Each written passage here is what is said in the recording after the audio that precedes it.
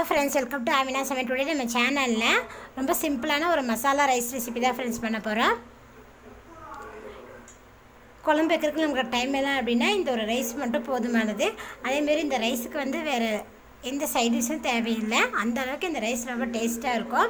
இது நீங்கள் lunch box ரெசிபியும் கொடுத்து விடலாம். ரொம்ப சிம்பிளாக இந்த மசாலா சாதம் எப்படி செய்யணும்னு வீடியோவில் பார்க்கலாம்.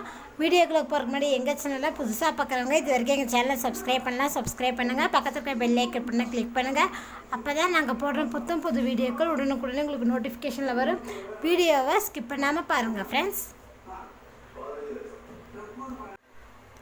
மசாலா சாதம் பண்ணுறதுக்கு ஒரு குக்கர் எடுத்திருக்கேன். குக்கரில் ஒரு 3 டேபிள் ஸ்பூன் எண்ணெய் விட்டுக்கோங்க. எண்ணெய் பாருங்கள் சூடாகிடுச்சு. இப்போ இதில் ஒரு 1/2 டேபிள் ஸ்பூன் கடுகு, ஒரு 1/2 டேபிள் ஸ்பூன் ஜீரகம், கடுகு ஜீரகமும் பொரிஞ்சது. இல்லை கொஞ்சமாக கருவேப்பிலை பொரிஞ்சதுமே இதில் ஒரு பெரிய வெங்காயத்தை நீளமாக கட் பண்ணி வச்சுருக்கேன். இதில் சேர்த்துக்கலாம். சேர்த்துட்டு வெங்காயத்தை நல்லா வதக்கி விட்டுக்கோங்க. வெங்காயம் நல்லா பொன்னிறமாக வதங்கிருச்சு. இந்த அளவுக்கு வெங்காயம் வதங்கினதுக்கப்புறமா இதில்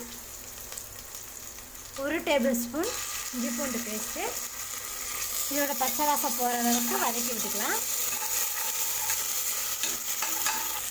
பார்த்தீங்கன்னா இஞ்சி பூண்டு பேஸ்ட்டோட பச்சை வாசம் போகிற அளவுக்கு நல்லா வதங்கிருச்சு. இப்போ இதில் நம்ம 2 தக்காளியாக கட் பண்ணி வச்சுருக்கேன். இதில் சேர்த்துக்கலாம். தக்காளி நல்லா வதக்கிடுங்க. இது கூடவே கொஞ்சமாக உப்பு ஆட் பண்ணிக்கலாம். தக்காளி பாருங்கள் நல்லா சுருண்டு வதங்கிடுச்சு. இந்த அளவுக்கு தக்காளி நல்லா வதக்கி விட்டுருங்க. இப்போ இது கூட நம்ம 2 கேரட்டை பொடியாக கட் பண்ணி வச்சுருக்கேன். இதில் சேர்த்துக்கலாம். கொஞ்சம் நீல வாக்கில் கட் பண்ணிட்டிங்கன்னா நல்லாயிருக்கும். பீன்ஸ் ஒரு 1/2 கப்பு. உங்களுக்கு வேணால் நீங்கள் இதில் பட்டாணி கூட சேர்த்துக்கலாங்க. இப்போ காயை நல்லா ஒரு நிமிஷம் நம்ம வதக்கி விட்டுடலாம்.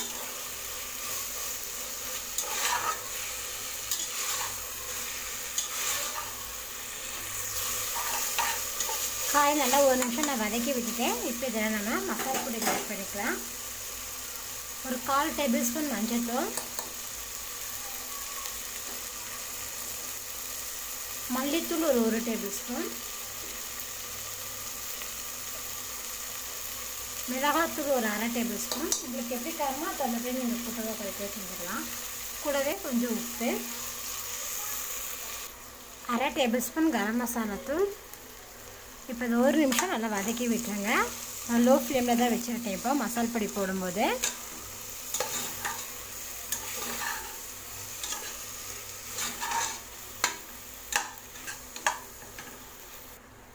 மசால் பொடி நான் நல்லா 1 நிமிஷம் நான் வதக்கி விட்டுட்டேன். இப்போ இதில் நம்ம அரிசி சேர்த்துக்கலாங்க. நான் இன்றைக்கி வீட்டில் இருக்கிற பொன்னி அரிசி தான் யூஸ் பண்ணியிருக்கேன். 1 டம்ளர் 1/2 மணி நேரத்துக்கு முன்னாடியே ஊற போட்டு எடுத்து வச்சுருக்கேன். இப்போ இதை சேர்த்துக்குவோம்.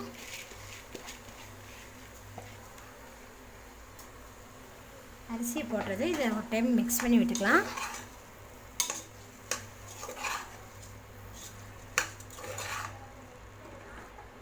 பார்த்துக்கோங்க, அரிசி போட்டு நான் நல்லா மிக்ஸ் பண்ணி விட்டுட்டேன்.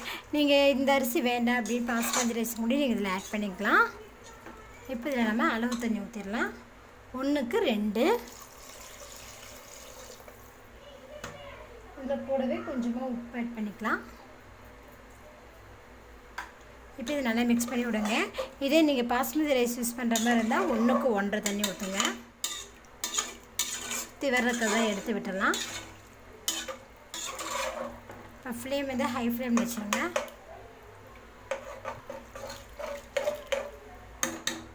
உப்பு காரம்லாம் சரியாக இருக்கான்னு செக் பண்ணி பார்த்ததுக்கப்புறமா எங்கள் குக்கர் மூடியை க்ளோஸ் பண்ணிக்கலாம். எனக்கு இப்போ அளவெல்லாம் சரியாக இருக்குது. மூடி க்ளோஸ் பண்ணி விசில் ஆட் பண்ணிக்கலாம். இது ஒரு ஹை ஃப்ளேமில் வச்சு 2 விசில் குக் பண்ணி எடுத்துக்கலாம். ஏன்னா ரைஸ் நம்ம ஊற வச்சுருக்கோம்ல, அதனால எனக்கு 2 விசில் போதும். பாருங்கள் 2 விசில் வந்தது ஆஃப் பண்ணிட்டேன். இப்போ குக்கர் மூடி ஓப்பன் பண்ணி பார்க்கலாம். பார்த்திங்கன்னா ரைஸ் பார்த்திங்கன்னா நல்ல மசாலாவோட நல்லா குக் ஆகிருக்கு பாருங்கள். இப்போ இதை நறுக்கின கொத்தமல்லி தழையில் கொஞ்சம் தூவிடலாம். இப்போ இதை லேசாக இப்படி கலந்து விடுங்க.